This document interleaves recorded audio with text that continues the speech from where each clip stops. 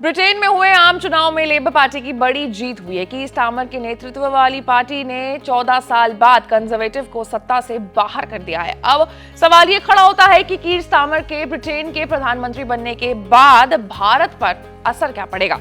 तो आज चर्चा इसी मुद्दे पर करेंगे। नमस्कार, मैं हूं आशीष सिंह आनंद और आप देख रहे हैं एबीपी लाइव। मीडिया रिपोर्ट्स के मुताबिक कीर स्टार्मर के भारत के लिए स्टैंड को चुनाव प्रचार के दौरान उनके भाषण से समझा जा सकता। चुनाव अभियान के दौरान लेबर नेता कीर स्टार्मर ब्रिटिश भारतीयों के साथ साथ भारत को भी लुभाने की कोशिश करते हुए देखे गए। स्टार्मर ने लेबर और भारत के बीच तनावपूर्ण संबंधों को सुधारने की बात कही है और सरकार बनाने पर भारत के साथ एक मजबूत रणनीतिक समझौते पर भी। स्टार्मर ने लेबर पार्टी के पुराने समय में लिए गए कुछ फैसलों का भी जिक्र किया है। खास तौर पर कश्मीर मुद्दे पर पाकिस्तान के पक्ष में पार्टी के रुख में बदलाव का उन्होंने संकेत दिया है। 2019 में कश्मीर का विशेष दर्जा खत्म करने पर लेबर पार्टी ने भारत की आलोचना भी की थी।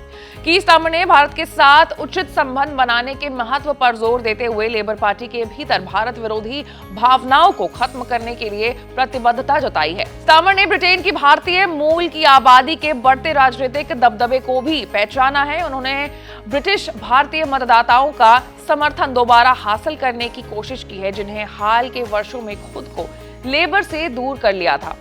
भारत ब्रिटेन मुक्त व्यापार समझौता यानी FTA नेगोशिएशंस में हुई देरी पर उन्होंने कहा है कि लेबर FTA में न केवल व्यापार बल्कि नई तकनीक, पर्यावरण और सुरक्षा जैसे क्षेत्रों में भी सहयोग बढ़ाएगी।